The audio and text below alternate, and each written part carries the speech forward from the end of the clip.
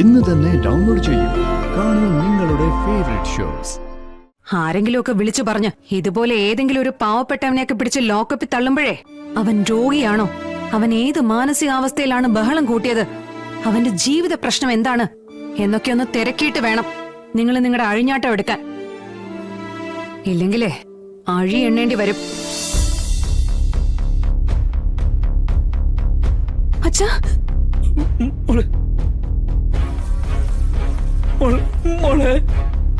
തുറക്ക്, തുറന്നു വിടാൻ. തുറന്നു വിടോ.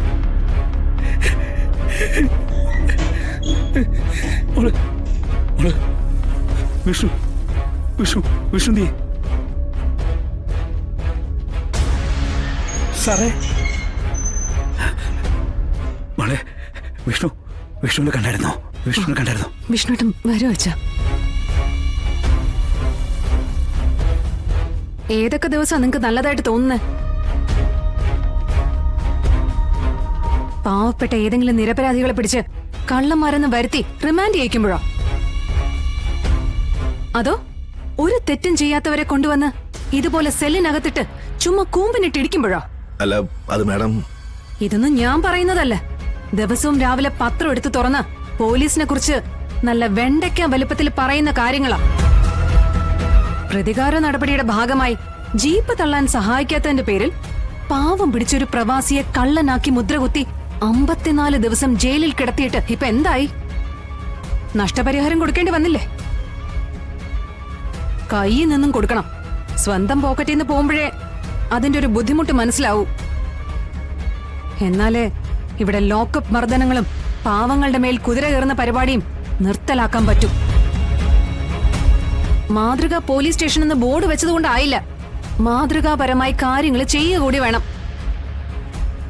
ഇല്ലെങ്കിലേ ജനം കയറി മേയുന്ന ഒരു അവസ്ഥയുണ്ടാവും. ആളം മുട്ടിയ ചേരയും കടിക്കൂന്നാണല്ലോ പറയുന്നത്. അതിനിട വരുത്തരുത്. അച്ഛാ, അച്ഛനെ ഇവരാരെങ്കിലും ഉപദ്രവിച്ചോ? എന്തെങ്കിലും രീതിയിൽ വേദനിപ്പിച്ചോ? ഒന്നും ചെയ്തില്ല മാഡം. എവിടെയും വിളിച്ചു പറഞ്ഞപ്പോ പിന്നെ നിങ്ങൾ ഒന്നും നോക്കിയില്ല, ആളെ പിടിച്ചങ്ങ് അകത്തിട്ടു അല്ലേ? എവിടെയും വിളിച്ചു പറഞ്ഞത് കള്ളും കഞ്ചാവും കഴിച്ച് കളക്ടറേറ്റ് ആക്രമിച്ചു എന്ന് പറഞ്ഞു കാണും. തോക്കെടുത്ത് തീവ്രവാദിയെ പോലെ വെടിവെച്ച് കൊല്ലാഞ്ഞത് അച്ഛന്റെ ഭാഗ്യം. അച്ഛനെ ഞാൻ കൊണ്ടുപോവാ. വാച്ചാ. അല്ല മാഡം, എടിഎം എക്സിക്യൂട്ടീവ് മജിസ്ട്രേറ്റാ പറയുന്നത്. കൊണ്ടുപോയിരിക്കും. ADM-നെക്കാളും മുകളിലെ കളക്ടറുടെ സ്ഥാനം. അതറിയില്ലെങ്കിൽ 10 വട്ടം മനസ്സിൽ ഉരുവിട്ട് പഠിക്ക്. ഭാവിയിൽ ഉപകാരപ്പെടട്ടെ.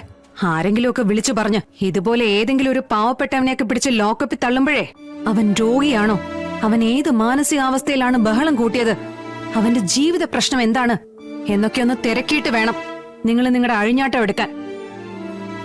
ഇല്ലെങ്കിലേ അഴി എണ്ണേണ്ടി വരും. പഴയ കാലമൊന്നും അല്ലിത്. ഡിജിറ്റൽ എവിഡൻസുകൾ കോടതി ഇരു കൈയും നീട്ടി സ്വീകരിക്കുന്ന സമയായത്. ഓർത്താ കൊള്ളാം.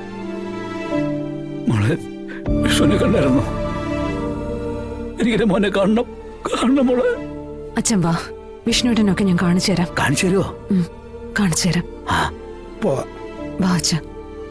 അച്ഛൻ നടക്ക്.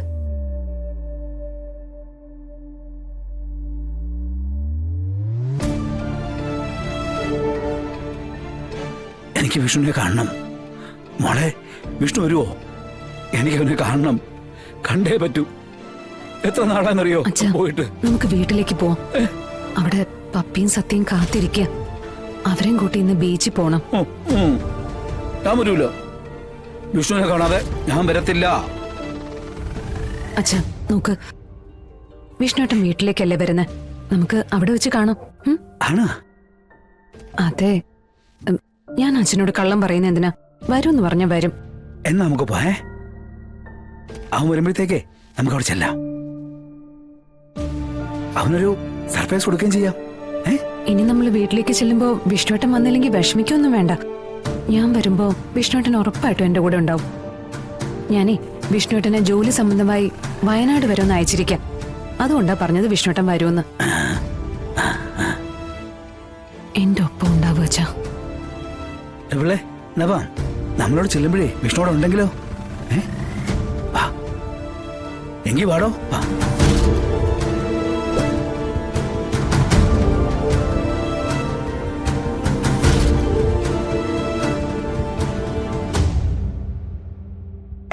എന്റെ മനസ്സ് പറയുന്നുണ്ട് അച്ഛാ, എനിക്കെന്റെ വിഷ്ണുവേട്ടനെ ഇന്ന് കാണാൻ പറ്റുമെന്ന്. എന്നെയും മക്കളെയും കാണാൻ വിഷ്ണുവേട്ടൻ ബീച്ചിലെത്തുമെന്ന്.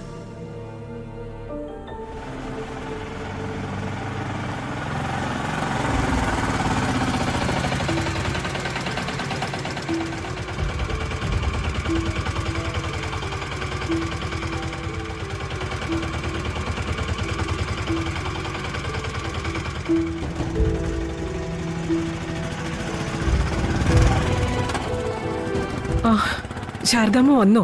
ഇവിടുത്തെ കാര്യങ്ങളൊക്കെ അറിഞ്ഞു കാണുമല്ലോ. രാഘവേട്ടന്റെ പിന്നാലെ മാത്രം ഒരാളെ ജോലിക്ക് നിർത്തേണ്ട അവസ്ഥ വന്നിരിക്കുക. പിള്ളയെ കൊണ്ടൊന്നും രാഘവേട്ടനെ നിയന്ത്രിക്കാൻ പറ്റില്ല. ഇതിപ്പം എന്തു പറഞ്ഞ് ഇറങ്ങിപ്പോയത്? വിഷ്ണുവിനെ കാണാനായിട്ട്. അച്ഛനെ അമ്മയും കഷ്ടപ്പെടുത്താനായിട്ട് അവൻ എവിടെ പോയി കിടക്കുകയാണല്ലോ. അവൻ എവിടെയാണെന്ന് ആർക്കും അറിയില്ല. എന്നിട്ട് അവനെ തിരക്കി നടക്കുക. ഒന്നുകിൽ അച്ഛനെ അമ്മയും കുറിച്ച് അവൻ എന്തെങ്കിലും ഒരു വിചാരം വേണം. താൻ ഇങ്ങനെ മാറി നിന്ന അവർക്ക് ആരുമില്ല. തന്നെ ആശ്രയിച്ച് അവര് കഴിയുന്നത്. തന്നെ കണ്ടിട്ടില്ലെങ്കിൽ അവരൊരുപാട് സങ്കടപ്പെടും. ഇതൊന്നുമില്ലാതെ തന്നിഷ്ടത്തിന് നടക്കുന്ന ഒരു മകനെ കുറിച്ച് ഓർത്ത് സങ്കടപ്പെടാൻ എന്നെ കിട്ടില്ല ശാരദാമ്മേ. അവനെ വരുമ്പോ വരട്ടെ, അവന്റെ ഇഷ്ടം തന്നെ നടക്കട്ടെ.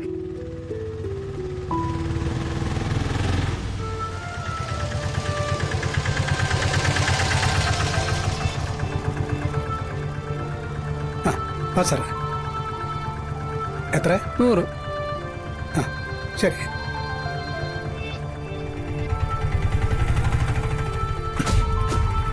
പിടിക്കണ്ടടോ, ഞാൻ തന്നെ നടന്നോളാം. അല്ല ശാലിനി വിഷ്ണുവിനെ കൊണ്ടുവരുമല്ലേ? കൊണ്ടുവരും സാറേ.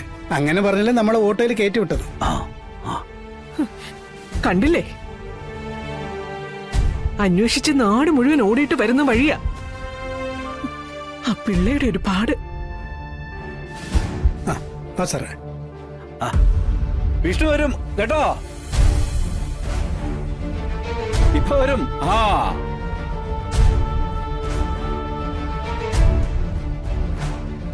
പിള്ളെ എവിടുന്നാ കിട്ടിയേ? ഒന്നും പറയേണ്ട സത്യാമേ, പോലീസ് സ്റ്റേഷനിലൊക്കെ കയറിയിട്ടുള്ള വരവാ. ഒടുവിൽ സ്റ്റേഷനിൽ നിന്ന് പോരാനായിട്ട് ശാലിനി കുഞ്ഞ് വരേണ്ടി വന്നു. ഭാമേ, ഇന്നേ നമ്മുടെ മോൻ വരും. വിഷ്ണുവേ അവനെന്ന് വരും. ശാലിനി ഇന്ന് അവനെ കൊണ്ട് ഈ വീട്ടിലോട്ട് വരുമെന്ന് എനിക്ക് ഉറപ്പുന്നുണ്ട്. നോക്കിയിരുന്നാ മതി, അവന്റെ കാര്യല്ലേ. ഇതുവരെ കാണിക്കാത്ത സ്നേഹം ഇനി അവൻ കാണിക്കുമെന്നോ?